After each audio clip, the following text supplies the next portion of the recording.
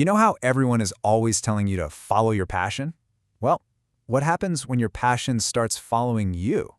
Maybe a little too closely. It's a fascinating idea, right? Because passion, as it turns out, can be a real double-edged sword. So, I want you to think about that one thing you love to do. You know, the hobby you pour every spare minute into? Does it just fit? Does it make your life better, more balanced, more joyful? Or, if you're being really honest, does it sometimes feel like it's taking over? Like it's becoming this obsession that's causing stress and just pushing you towards total burnout?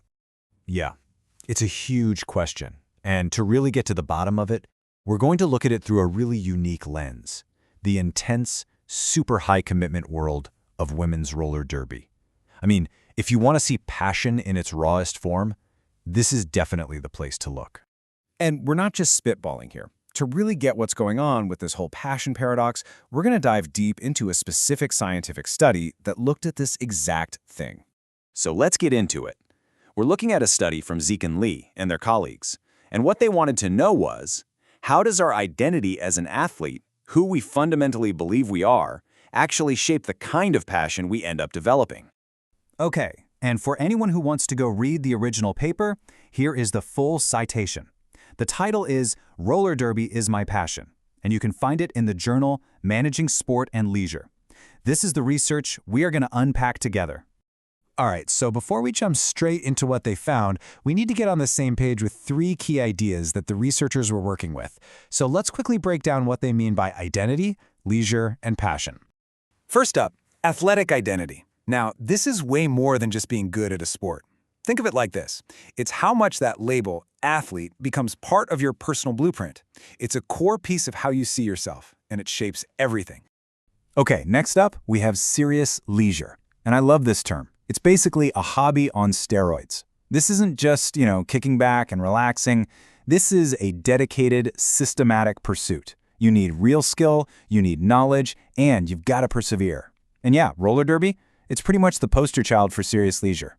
And all of that brings us to the big one, the 2 very different faces of passion. On one hand, you've got harmonious passion. This is the good stuff. It's when you control the passion. It fits into your life, it brings you joy, it's all in balance. But then there's obsessive passion. And this is where the script flips and the passion controls you. It starts creating conflict with everything else, your job, your family, and it can lead you straight to burnout. Okay, so we've got our key ingredients: identity, serious leisure, and the 2 kinds of passion.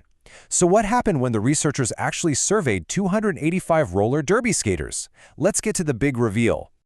So what you're looking at here is basically the researchers' roadmap. It's how they thought all these pieces fit together. It shows the whole journey, starting with your identity on the left, going through the process of serious leisure in the middle, and ending up with one of those 2 types of passion on the right. Now we get to see if they were right.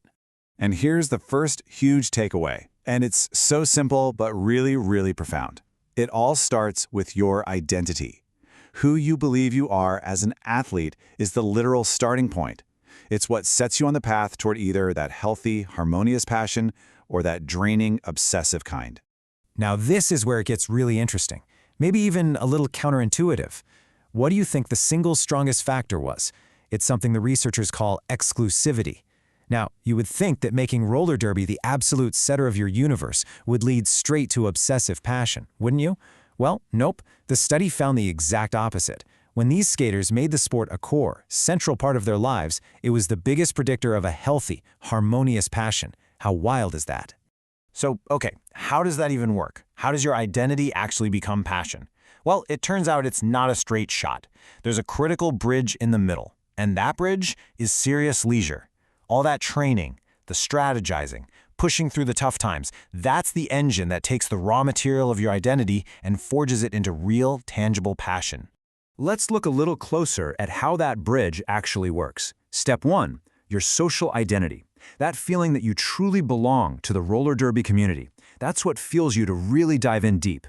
Step 2, that deep engagement. That's what actually creates the passion, and it can create both the good and the bad kind. And here's a really important one. Step 3, those negative feelings you might have about how you're performing, that is a direct one-way ticket to developing an unhealthy, obsessive passion. Okay, but does this model actually hold up? I mean, how much does it really explain about what's going on in the real world?